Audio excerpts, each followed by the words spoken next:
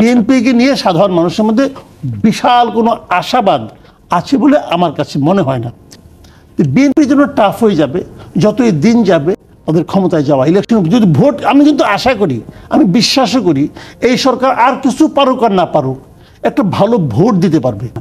দেশের প্রত্যন্ত অঞ্চলে বিএনপির মাঠ পর্যায়ের নেতাকর্মী যারা আছে তারা কিন্তু মোটামুটি আল্লাহর নাম নিয়ে চাঁদাবাজিতে নেমে গেছে ভাই। বিএনপি যে দ্রুত নির্বাচন চাচ্ছে, আমি যদি বিএনপির সাথে জামায়াতকে বলি, জামায়াতের মন্তব্য আবার একটু ভিন্ন হয়ে যায়, যে তারা সংস্কারের পক্ষে, আবার নির্বাচনও তারা চায়। তো এই যে দ্রুত নির্বাচন কিংবা নির্বাচন পরে হলে আসলে সমস্যাটা কোথায়? মানে ডেমোক্রেট মানে গণতান্ত্রিক সরকার দেশের জন্য তো জরুরি, এটা তো ঠিক, মানে সমস্যাটা আসলে কোন জায়গায় হচ্ছে? না, এখন হলো কি, বিএনপি কি একটা পলিটিক্যাল পার্টি না? হ্যাঁ, পলিটিক্যাল পার্টি। এখন ওনারা যা কিছু করবে তাদের পার্টির পলিটিক্সকে ডিসপ্লে করার জন্য, পার্টির যে পলিটিক্স সেই অনুসারেই তারা কিন্তু সেই কাজটা করবে। এখন বিএনপির লক্ষ্যটা কি? বিএনপি বলেন, জামাত বলেন, পার্টিগুলোর লক্ষ্য কি? এদের লক্ষ্য কি একটা আপনার নন পলিটিক্যাল গভর্নমেন্টকে সাপোর্ট দিয়ে যাওয়া অনন্তকাল? তাদের লক্ষ্য হলো তারা দ্রুত ক্ষমতায় যেতে চায়। হ্যাঁ, যে চেয়ারগুলিতে এখনকার উপদেষ্টা বসে আছেন ওই চেয়ারগুলি তারা যেতে চায়। তবে সিম্পল তো, তাদের পলিটিক্স, তারা এটাই চায় যে আমি ক্ষমতায় যাব, আমি আমার মতো করে মাঠ পর্যায়ের প্রশাসন সাজাবো, আমার যারা পলিটিক্যাল কর্মী আছে তারা বিভিন্ন জায়গায় কাজ করবে, যে কাজই করুক জনগণের সেবা করবে। ধরা যাক আমি যদি মানে ব্যাকরণগতভাবে ধরি, জনগণের সেবা করবে, হ্যান করবে, ত্যান করবে, এটা তারা চায়। আমি একটু আপনাকে এই জায়গায়, আমি যেটা বলছিলাম যে বিএনপি তো একটা পলিটিক্যাল পার্টি, তারা তো ক্ষমতায় যেতে চায় এবং তারা মনে করে যে নির্বাচন যত দেরিতে হবে তাদের জন্য ক্ষমতায় যাওয়া তত কঠিন হবে। আচ্ছা, এটা বিএনপি মনে করে বলে আমার ধারণা। আমি তো বিএনপির অন্তর্জামি না, বুঝতে পারবো না, আমি যতটুকু বুঝি ওনাদেরকে, ওনারা এটা মনে করে। এরও কারণ আছে। এর কারণটা কি দেখেন, ঢাকা শহর দিয়ে কিন্তু আপনি পুরো দেশকে বিচার করতে পারবেন না। দেশের প্রত্যন্ত অঞ্চলে বিএনপির মাঠ পর্যায়ের নেতাকর্মী যারা আছে তারা কিন্তু মোটামুটি আল্লাহর নাম নিয়ে চাঁদাবাজিতে নেমে গেছে ভাই। অনেকের অভিযোগ এরকম আসছে। হ্যাঁ, আমি খোঁজ দিয়ে বলতেছি, আমি দায়িত্ব নিয়ে বলতেছি, আমি বিভিন্ন জায়গায় যোগাযোগ করি, যাইটাই অনেক সময়। এমনকি অফিস চেঞ্জ মানে দেখেছি যে আওয়ামী লীগের অফিস যেটা ছিল এখন বিএনপির অফিস হয়ে গিয়েছে। সাধারণ মানুষের মধ্যে এটা কিন্তু খুব নেতিবাচক একটা প্রভাব ফেলছে। বিএনপি কেন্দ্রীয় নেতৃত্ব চেষ্টা করতেছে থামানোর জন্য, অনেকে বহিষ্কার করছে, কিন্তু শুরুর দিন থেকে করতেছে, বাট সেটা মানে প্রকৃত বাস্তবতার তুলনায় খুবই ক্ষুদ্র। মানুষের মধ্যে কিন্তু বদনামটা দ্রুত ছড়ায়।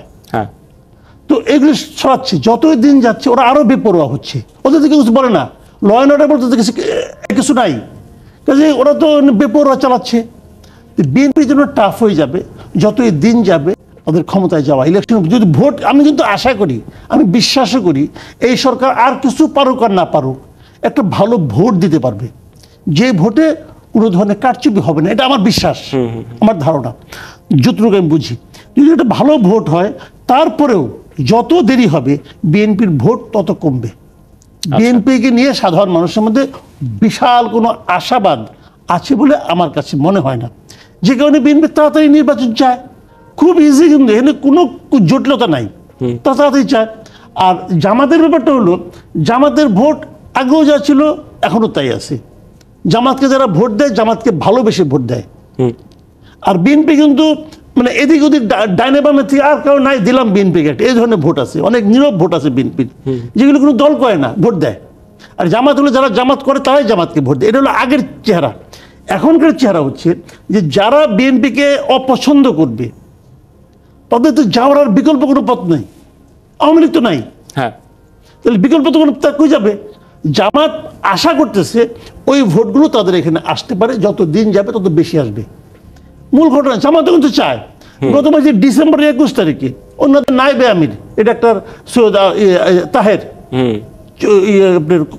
কুমিল্লার এখানে, উনি তো ভাষণে বলছেন এই বছরের মধ্যে নির্বাচন চাই, উনি বলছেন তো সরাসরি। তাহলে ওরাও নির্বাচন চায়, কিন্তু ওনারা একটু ঘুরাইয়া চায়, আর কিছু না।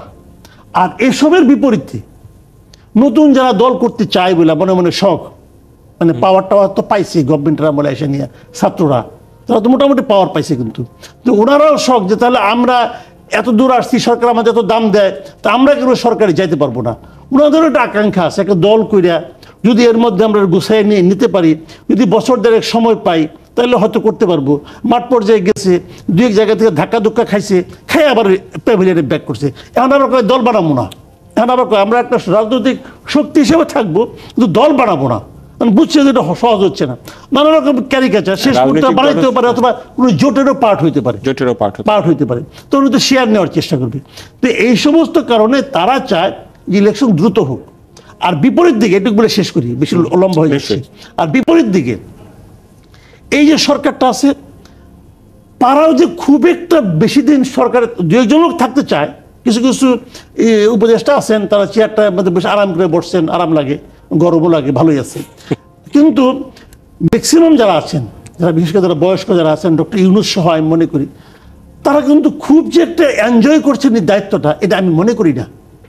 কারণ এই লোকগুলি আর যাই হোক ভাই লোভী না, করাপ্ট না। যদি করাপ্ট না হয় তাহলে তারা এনজয় করার কি আছে এখানে? তারা তো কাউকে হ্যাপি করতে পারছে না।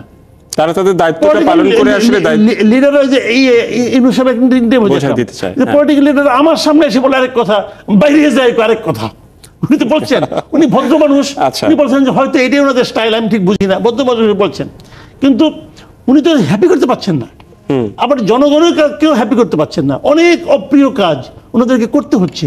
আচ্ছা, হয়তো প্রয়োজনেই করতে হচ্ছে, কিন্তু জনগণ তো বুঝতেছে না যে জনগণের বক্তব্য বলবে জিনিসপত্রের দাম বাড়ে কে, তাদের বক্তব্য তো এটা। নানা ধরনের ট্রল হচ্ছে, আর সোশ্যাল মিডিয়া হয়েছে, সোশ্যাল মিডিয়ায় তো সবাই বিশেষজ্ঞ, নানাভাবে কিন্তু বলতেছে। ডক্টর ইউনূসকে নিয়ে আমি এটা কয়ে দিলাম, মনে করেন আমি অর্থনীতির বুঝি না, বলে দিলাম, পাবলিক কিন্তু এটা ট্রল করে। তো এই সমস্ত বিষয়গুলো এরা যে খুব একটা এনজয় করে, আমি তাও মনে করি না।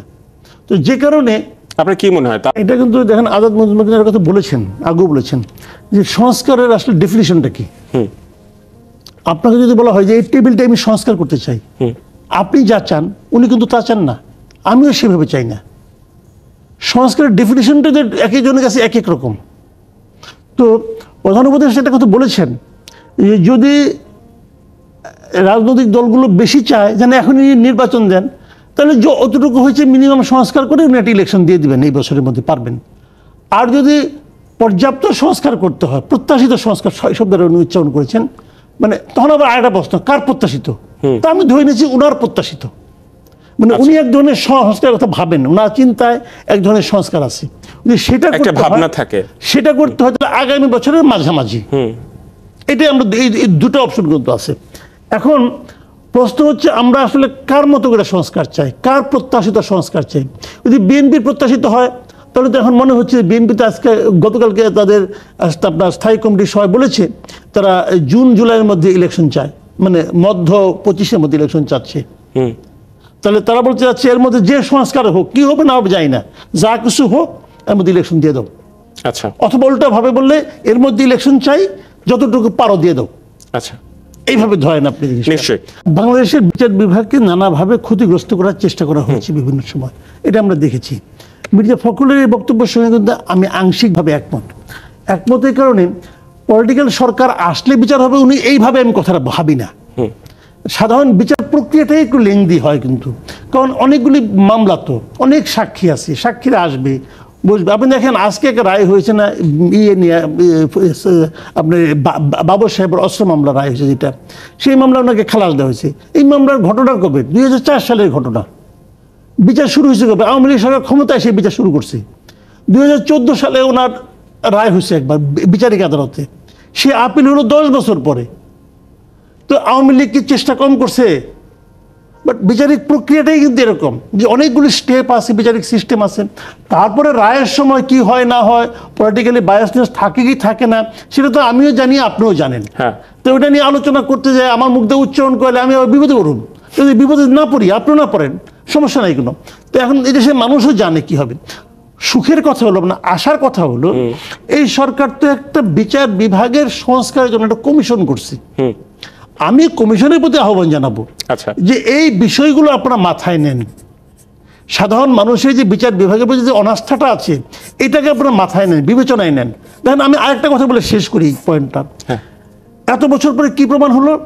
বাবর সাহেব নিষ্পাপ, নিষ্পাপ তো প্রমাণ হলো। এই যে উনি, আমি অতদূর বাদ দিলাম, 2014 থেকে আজ পর্যন্ত এই যে 10টা বছর, আগেরটুকু বাদে দিলাম আমি, এই 10 বছর যে একটা নিষ্পাপ লোকরা আপনি জেলের মধ্যে ঢুকাই রাখলেন, এর বিচার কে করবে? ওনার এই 10টা বছর কে ফেরত দিব ওনাকে? জি। যে বিচারকের রায়ে উনি যাবজ্জীবন পেয়েছিলেন সেই বিচারকের বিচার কি হবে না? আপনার বিষয়টি একদমই বুঝতে পেরেছি।